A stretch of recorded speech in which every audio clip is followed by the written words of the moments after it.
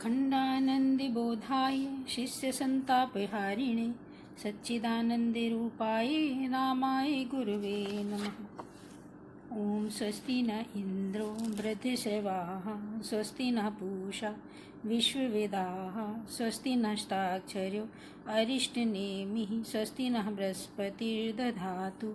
ॐ शान्तिः शान्तिः शान्तिः। प्रणाम भगवान। भागवत अमृत स्वामी अखंडानंद सरस्वती जी की व्याख्या और 10वां स्कंद चल रहा है भगवान। और भगवान श्री कृष्ण द्वारा इंद्र का अभिमान तोड़ने का प्रसंग चल रहा है भगवान।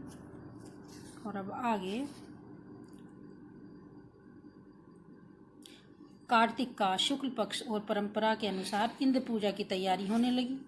उस दिन मैया ने अपने लाडले लाल श्याम बलराम का खूब श्रृंगार किया, उनको गोराचर का तिलक लगाया और पीताम्बर धारण कराकर कहा कि बेटा तुम लोग जाकर पिताजी को नमस्कार करो। दोनों ने नंद बाबा को प्रणाम किया और श्री कृष्ण ने बड़े प्रेम से पूछा कि बाबा यह सब क्या हो रहा है, इतनी तैयारी किसके लिए हो रही हैं। नंद बाबा ने कहा कि बेटा इन दिनों इंद्र देवता की पूजा होती है और यह हमारी कुल परंपरा से चली आ रही है।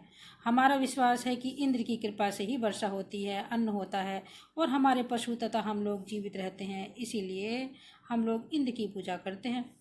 श्री कृष्ण ने कहा कि बाबा यह कैसी परंपरा है, सबको अपने अपने कर्मों का फल भोगना पड़ता है, कर्म से ही सब कुछ मिलता है। प्रकृति अपने आप सारा काम करती है, प्रकृति ही उपादान है और कर्म है निमित्त, उसी से सारे भोग मिलते हैं। इसमें इंद्र देवता की क्या जरूरत है, उसको तो हमारे कर्म का सेवक होना पड़ेगा। श्री कृष्ण ने फिर कहा कि बाबा इंद्र स्वर्ग में रहता है, उसको हम लोगों ने कभी देखा नहीं है। हमारे पास न तो राज्य है और न कोई नगर है, हमारे तो गांव भी नहीं है। हम तो वनवासी हैं और इस गिरिराज की तलहटी में रहते हैं, इसलिए हमारे देवता तो गिरिराज ही हैं। इन्हीं से हमको फल मिलता है, अन्न मिलता है और इन्हीं से हमारी गौएं पलती हैं। फिर आप लोग इन्हीं की पूजा क्यों नहीं करते। इस प्रकार ऐसा समझाया श्री कृष्ण ने कि नंद बाबा तो मान ही गए। अन्य गोपों ने भी उनकी सम्मति स्वीकार कर ली। कालात्मा भगवान इंद्र का घमंड चूर चूर करने के लिए तैयार हो गए। इंद्र पूजा के लिए जो सामग्री इकट्ठी की गई थी उसी से नंद बाबा तथा ग्वालों ने गिरिराज की पूजा की।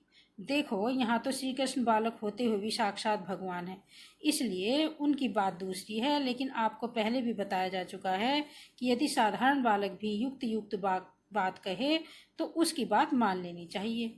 हमारे शास्त्रों का यह कहना है कि बड़े बूढ़े भी युक्तिहीन विचार करें तो उससे धर्म की हानि होती है।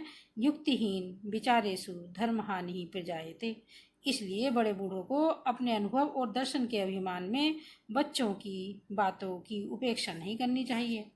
अब आप स्वयं देखिए कि श्री कृष्ण ने इंद्र पूजा का निषेध करके कितनी बड़ी क्रांति की और उस क्रांति का परिणाम क्या हुआ। इंद्र का असली रूप सब ब्रजवासियों के सामने प्रकट हो गया और उनका अभिमान चूर चूर हो गया। यह देखा गया कि किसी को कहीं से बराबर भेंट पूजा मिलती हो तो उसको लेने की आदत पड़ जाती है और फिर कोई भेंट पूजा न दे तो उसे दुख होता है, क्रोध आता है कि इस बार उसने भेंट पूजा क्यों नहीं दी। वह यह नहीं समझता कि भेंट पूजा देने वाले की श्रद्धा पर निर्भर है, लेने वाले का उस पर कोई हक नहीं है। लेकिन इंद्र ब्रजवासियों की पूजा पर अपना हक मानने लगे थे, इसलिए जब वह नहीं मिली तब वे ब्रजवासियों पर नाराज हो गए। क्रोध मनुष्य अथवा देवताओं को कितना अंधा बना देता है, इसका स्पष्ट उदाहरण उपस्थित हो गया। इंद्र ने क्रुद्ध होकर मेघों से कह दिया कि ब्रज में जितनी गौएं हैं, पशु हैं, उनका नाश कर दो। पशु न संक्षयम। हे भगवान, अपराध किया गोपों ने और उसका दंड दे रहे हो गायों को। लेकिन इंद्र तो क्रोध के मारे आग बबूला होकर विवेक भ्रष्ट हो रहे थे, इसलिए उन्होंने प्रलयकारी मेघों को आदेश दे दिया कि ब्रज पर चढ़ाई कर दो। अब तो मेघों ने ब्रज पर मूसलाधार वृष्टि प्रारंभ की। चारों ओर बिजलियां चमकने लगीं, आंधी का वेग प्रचंड हो गया, बड़े बड़े ओले गिरने लगे। ब्रजवासियों में हाहाकार मच गया। वे सब श्री कृष्ण की शरण में आए और उनसे प्रार्थना करने लगे कि रक्षा करो, रक्षा करो। भगवान ने कहा कि तुम लोग चिंता मत करो और गोवर्धन के नीचे आ जाओ। यह कहकर उन्होंने गोवर्धन धारण कर लिया। आप लोगों ने ऋग्वेद में सुबंधु का उपाख्यान पढ़ा होगा। उसमें कहा गया है कि मनुष्य का हाथ ईश्वर है, ईश्वर से भी बढ़कर है। अयम में हस्तो भगवान, अयम में हस्तो भगवत्तरा। इसका मतलब है कि जिसके पास हाथ है उसको ईश्वर की ओर देखने की और यह कहने की ज़रूरत नहीं है कि हमारे लिए यह कर दो, वह कर दो। अरे बाबा, तुम अपने हाथ का उपयोग करो और जो कुछ भी करो ईश्वर के लिए करो। श्री कृष्ण ने यही किया और अपना हाथ इंद्र को दिखाते हुए बोले कि तुम ब्रजवासियों को कष्ट दे रहे हो तो लो, मैं तुम्हारे सिर पर पहाड़ रख देता हूँ। श्री कृष्ण ने ऐसा इसलिए किया कि मनुष्य के हाथों में इंद्र देवता का निवास है। अतः उनके अभिमान को चूर चूर करने के लिए उन्होंने गोवर्धन पहाड़ उठाया और अपने हस्तेंद्रिय रूप इंद्र के सिर पर रख दिया। फिर कहा कि इसको उठाओ बेटा, मैं नहीं उठाता, तुम ही उठाओ और तब तक उठाओ जब तक तुम्हारा अभिमान चूर चूर नहीं हो जाता। अब तो इंद्र लज्जित हो गए। उन्होंने मेघों को वर्षा बंद करने की आज्ञा दे दी और ब्रज की रक्षा हो गई। आप लोग यह कथा जानते ही हैं।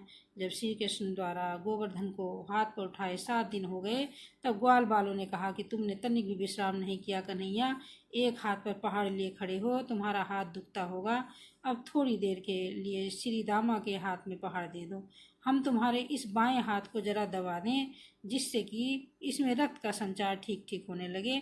यदि तुमको श्री दामा के हाथ में पहाड़ देने से अपनी हेठी मालूम पड़ती हो तो उसको मत दो, दाहिने हाथ पर पहाड़ रख दो, इससे बाएं हाथ को आराम मिल जाएगा। श्री कृष्ण ने कहा कि भाइयों, तुम लोग मेरी चिंता मत करो, तुमसे नहीं रहा जाता तो तुम अपने अपने हाथ अपनी अपनी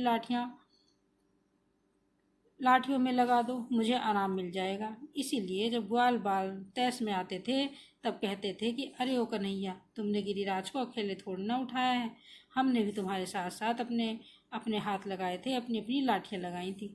इससे यह सिद्ध होता है कि भगवान की कृपा प्राप्त करने के लिए मनुष्य को अपना अपना सहारा लगाने की, अपना अपना प्रयास करने की भी जरूरत होती है। उसके बिना साधक का काम नहीं चलता। जब इंद्र का मान मर्दन हो गया तब वे कामधेनु के साथ आए। उन्होंने भगवान की स्तुति की और उनको गोविंद पद पर, उपेंद्र पद पर अभिषिक्त किया। लेकिन कामधेनु तो कह बैठी कि इंद्र देवताओं के इंद्र रहें तो रहें, हम सब गौएं इंद्र को अपना इंद्र नहीं मानेंगी। तब से गौओं के इंद्र स्वर्ग के इंद्र नहीं, साक्षात भगवान गोविंद गोपाल गौओं के इंद्र हैं। इसके बाद देवता तो श्री कृष्ण के अनुकूल हो गए, सबके सब गोप भी अनुकूल हो गए। इसी बीच में श्री कृष्ण की महिमा प्रकट करने वाला एक और प्रसंग उपस्थित हो गया। अब इसको हम कर लेते हैं भगवान। ओम शांति शांति शांति। प्रणाम भगवान।